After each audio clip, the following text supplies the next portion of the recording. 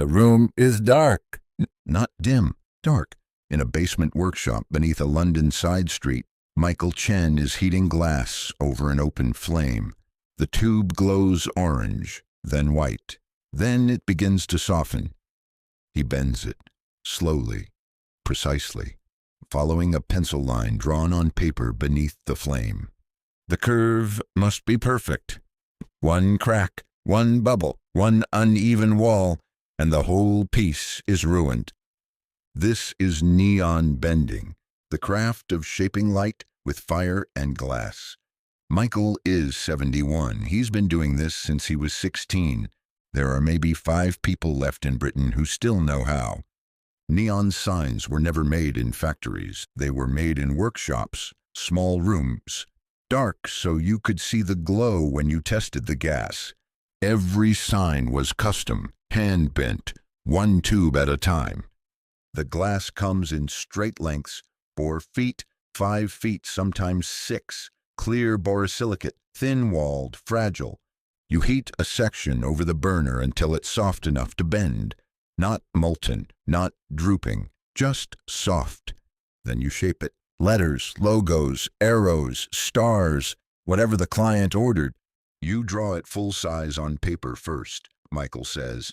Then you work above the drawing, matching the curves exactly. His hands move without hesitation.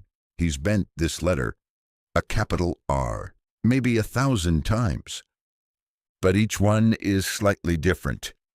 Each one is made by hand. The workshop smells of gas and dust. A ribbon burner runs along the bench, a line of small flames fed by propane. The heat is concentrated, precise. Michael works standing.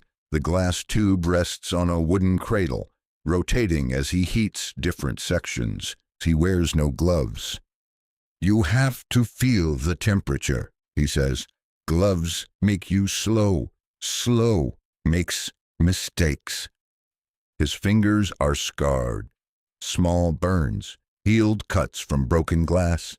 He doesn't notice them anymore. The technique is called fire bending. You rotate the tube constantly while heating. If you stop, one side gets hotter than the other. The glass warps, twists, collapses. When the tube is soft, you bend it gently. Too fast, and it kinks. Too slow, and it cools and hardens before the curve is done. Michael works by feel, by sound, by the way the flame reflects off the glass surface. You hear when it's ready, he says. The flame changes pitch. He bends the tube into a smooth arc, holds it steady, lets it cool. Then he moves to the next section. One letter can take an hour. A full sign, a shop front, a pub name, a cinema marquee can take a week. Have you seen neon signs in your town? Do you remember which shops had them? After the letters are bent, they must be filled with gas. This is the dangerous part. Michael works at a vacuum table, a wooden surface with holes connected to a pump. The glass tube is sealed at one end with an electrode, a wire encased in glass. He attaches the other end to the vacuum line and turns on the pump. The air is sucked out completely. The tube must be a perfect vacuum before the gas goes in. Then he introduces the neon. Not much, just a few milliliters. The exact amount depends on the tube length, the diameter, the voltage it will run at. Too much gas, and the light is dim, orange-red. Too little, and the tube won't light at all. You learn by ruining a lot of tubes, Michael says.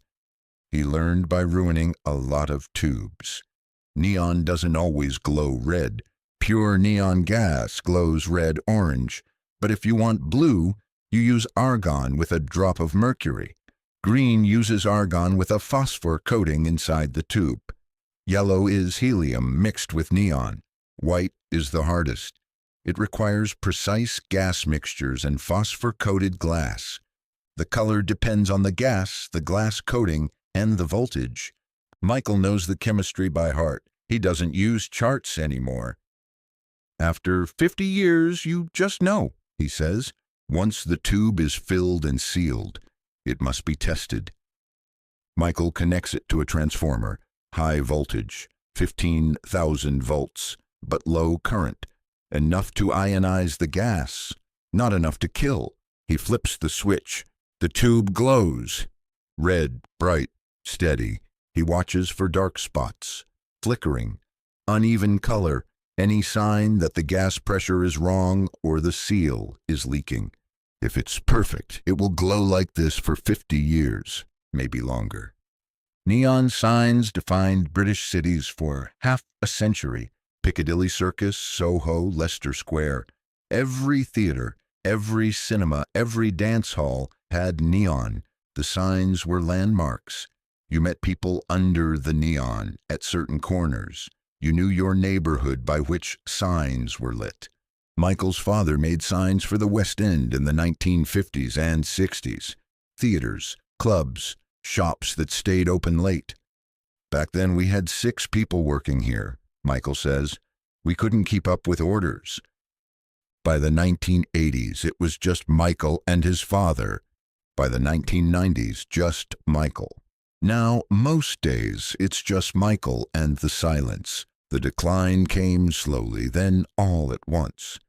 LED signs appeared in the 1990s, cheaper, more energy efficient, brighter in daylight, and they didn't need a neon bender.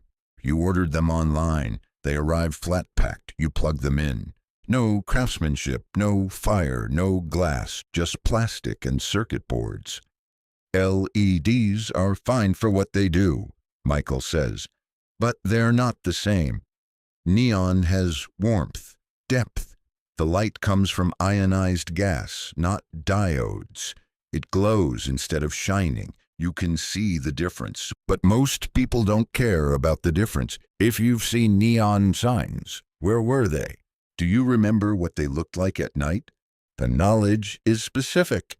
Different glasses have different expansion rates. Borosilicate expands less than soft glass. If you seal them together, they crack when they cool. Different gases require different electrode metals. Neon uses iron. Argon uses aluminum. Mix them up and the tube fails within days.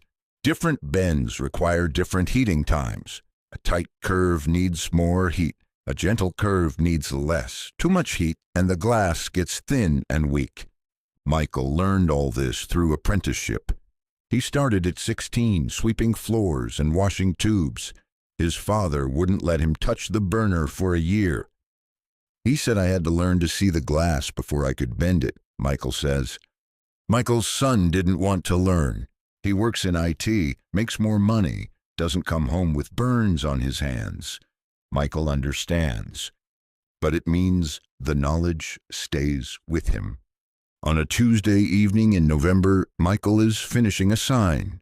It's a commission from a pub in Hackney. They're renovating, want the old neon look. He's made the letters, the crown, each letter bent, filled, sealed, tested. Red neon, classic, simple. He mounts them on a backing board, connects the transformers, checks the wiring. Then he turns off the workshop lights. The room goes black. He flips the switch. The sign glows. Red light fills the dark. Sharp, warm, alive. It looks the way London used to look at night. Michael has tried to teach. A design student came 2 years ago, wanted to learn neon bending for an art installation. She stayed 3 weeks. She was good with her hands, Michael says, but she didn't have the patience. Neon bending is slow, meditative. You can't rush the glass. You can't force the curve. You heat, you wait. You bend, you check. You heat again. One mistake and you start over. The student got frustrated, said she'd use LED strips instead. Michael never saw her again. There are still a few neon benders in Britain. Michael knows 3 others, one in Manchester, one in Brighton, one in Glasgow. They're all over 65.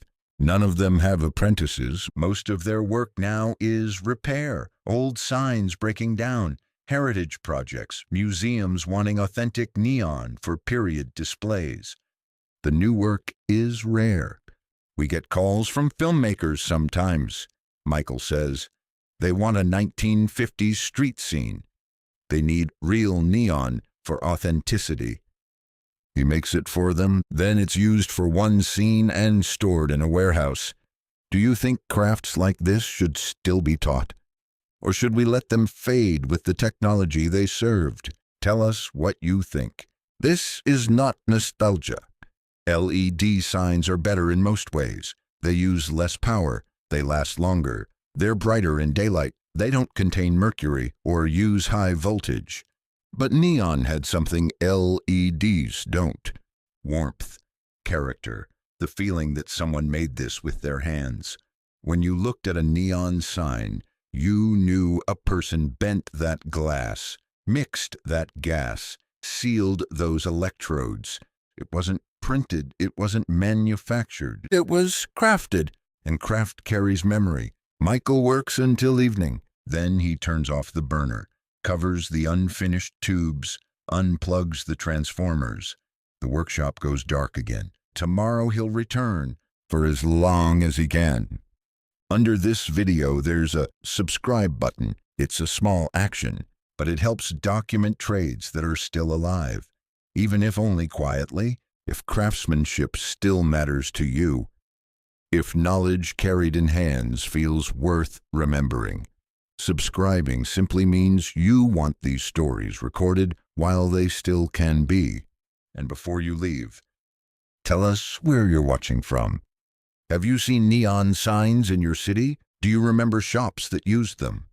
Do any still exist near you? Share your experience below.